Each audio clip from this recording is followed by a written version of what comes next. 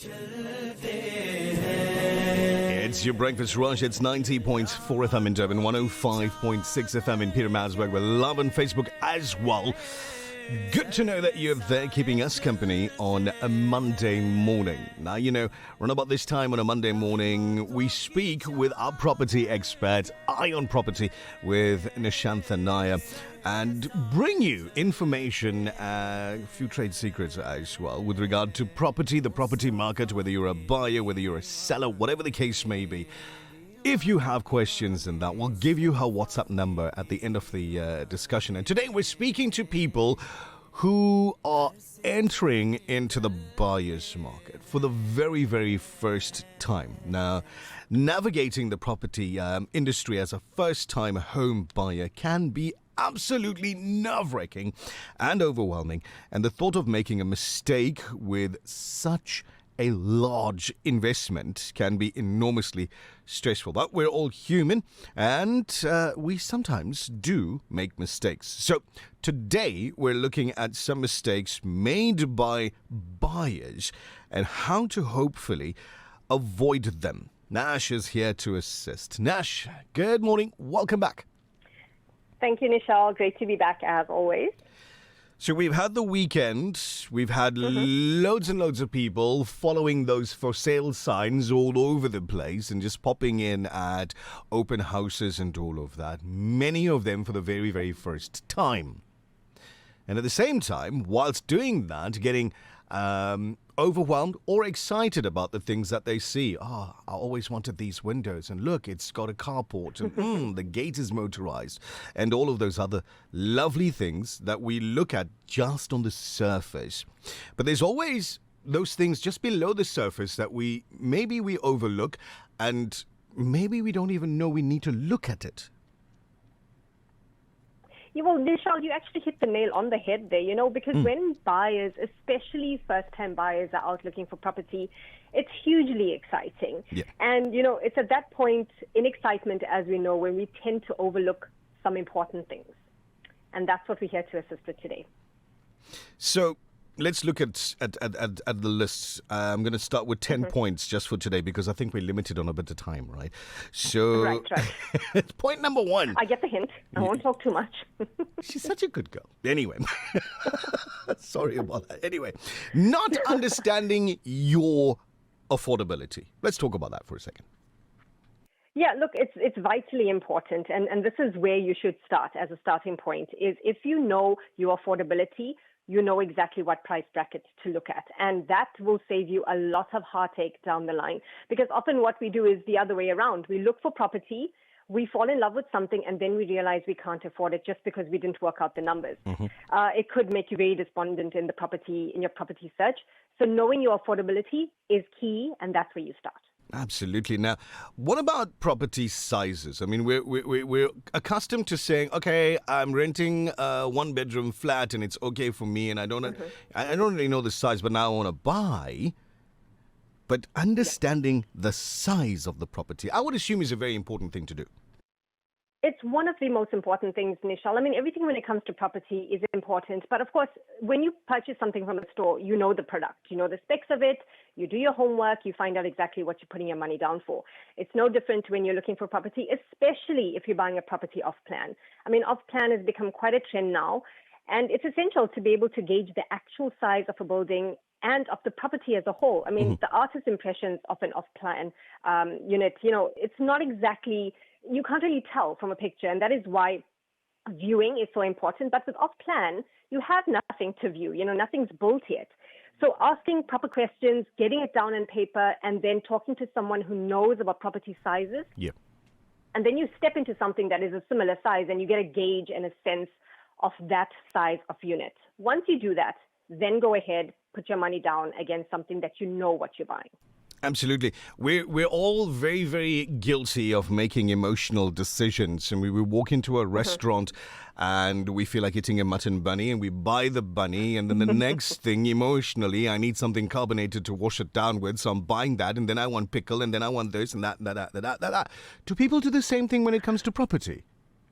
Absolutely. And just to note that I made, this is not the first time you've made reference to a mutton bunny, so I know what to get you for your birthday. Hint taken. But yes, absolutely. When it comes to property, buying a home is an extremely emotional decision. Although it's important to temper those emotions and excitement with rational thought and decision making, if you love a home and have your heart set on it, though, avoid falling into the trap of waving away your rights to simply secure the deal, as this can cost you financially in the long term. So put your emotions aside if you can, and then sit down, chat to somebody who can assist you and guide you, and then make your decisions from there. Absolutely. So I know in the purchasing process, right, the seller has to go out and get the various different certificates to say, well, your plumbing's okay, your electrical's okay, this is good, that is good, etc., etc. Can the buyer use a home inspector?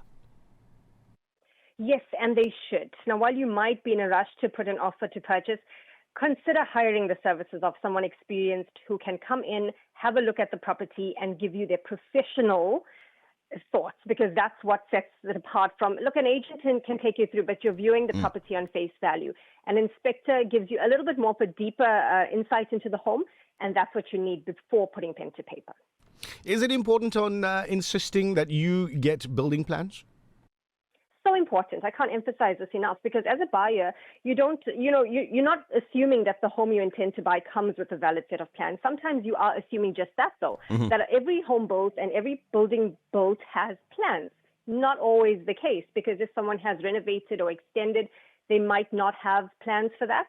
So just make sure that you insist on seeing this. The absence of plans will obviously constitute a latent defect if you don't have it. And remember, if you're going the bond route, financial institutions will ask for these plans in order for that sale to progress. So make sure you ask for it. And if it's not there, it gives the seller enough time to then go and have plans drawn and ready for you when it comes time to transfer.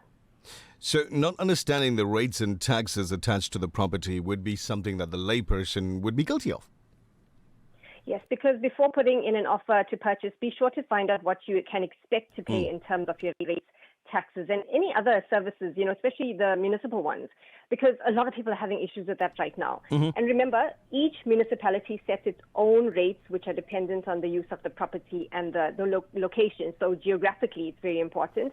So just be sure to ask about those numbers. And if you're unsure who to ask, your agent or your local councillor can assist you with this as well.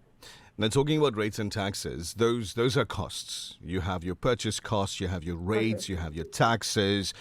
If you're buying something with a rather large garden, you're going to have a monthly gardening cost, etc. What happens to people that underestimate the costs of home ownership purely because they've been renting or living with mum and dad for their whole lives? You made such a valid point, Nishal. When we rent, obviously a lot of those bills goes to the homeowner. But when you decide to take ownership of a property, your monthly bond repayments are not the only costs involved in home ownership. It is important, like you say, to take in all these costs. And these costs include everything on the day-to-day, including your bond cover, cleaning and garden services, like you mentioned, your rates and taxes, your electricity, water, even things like your Wi-Fi and security for your home. Remember, those are monthly payments that you're going to make. So add them up, know what your monthly figures are going to be. So that talks back to our first point of affordability as well. No, absolutely. Now, we know we've got consumer rights when it comes to walking into a store and making purchases over the counter. Are there rights that consumers have when purchasing homes? Yes, and don't fall into the trap of assuming that the Consumer Protection Act affords you blanket protection when it comes to buying property. In reality, this piece of legislation only comes into play, remember, if the seller regularly sells property or markets themselves as sellers of property, more so if they're a development company. Also, be aware of that 72-hour clause and how it works to protect your rights. Look it up, ask someone for advice on this. This clause, in short though, it just effectively gives the seller the right to continue marketing the property where the offer is subject to a buyer's bond approval, which means that you have a bond pending, the seller can still market their property, and if it's taking too long on your side, that 72-hour clause has very fine print that you could lose out on if you don't secure your bond in time. So do have a look at it. And on the other hand, you as the buyer, you are protected against making a commitment with this clause that they cannot meet, such as where they cannot secure financing for the property. Then you're protected and you're not forced into that deal if you can't afford it. So very important to know your rights. Getting close to the end now. Point number 9, not putting everything in writing. Well, okay, this we should be doing, just in general life. Every time you have a conversation with someone relating to deals and anything that deals with exchanging of money or verbal deals do not exist, Nishal, in property and in business. It's very important. A man's handshake or woman's handshake doesn't mean much. It means nothing in property, actually. So the negotiation process between the buyer and seller and the estate agent is very important. Get into the habit, if you're a client on either side, buying or selling, whatever conversations you have over the telephone, make sure you get into the habit of going down, putting it into email. It also just clears up any inconsistencies or any gray areas if you've had, to just pass it back on and make sure you have a paper trail to have all of that in writing if anything comes up that doesn't work in your favor.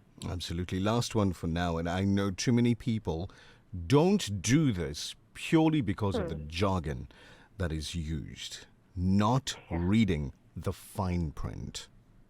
Yeah, absolutely. And that's why last week we tried to also cover some of those terms that are considered property jargon. But don't be put off by the sale agreement. Take time to read through that document to ensure that you fully understand what you are signing and why. Now, of course, your estate agent should take time to go through this contract with you line by line. And if they do not, if they're simply emailing you documents, please ask them to sit down with you and explain everything before you sign, especially check whether the seller has included any clauses, now remember you as the buyer, relating to the fittings and fixtures. Also, another point, Nishal, when it comes to occupational rents, ensure that that amount has been stipulated in fair and in very clear writing way before any transfer or handover of keys takes place. So yes, please read the fine print and make sure you understand everything. 10 points, and I feel like we could speak on 10 more points or just on this one here. What new homeowners need to take into consideration and be cognizant of before putting pen to paper and before making that offer to purchase, OTP, before doing that. Nash, always such a pleasure speaking with you and always so informative. Looking forward to the next one. Yes, thanks so much, Nishal. And please remember, like you say, there's so much to chat about. If anyone needs any advice or just has a question that they need clarity on, please contact me on 062-876-9548. It's advice under no obligation, so please feel free. There you go. WhatsApp Nash on 062-876-9548. She is our property specialist. Eye on Property every Monday around about 7:40 a.m. Nash, have a wonderful week ahead. Thanks, Nishal. We'll chat to you next Monday. Bye-bye now. Amazingly, astoundingly, miraculously, stupefyingly. TBR, fantabulously on 94.105.6 FM.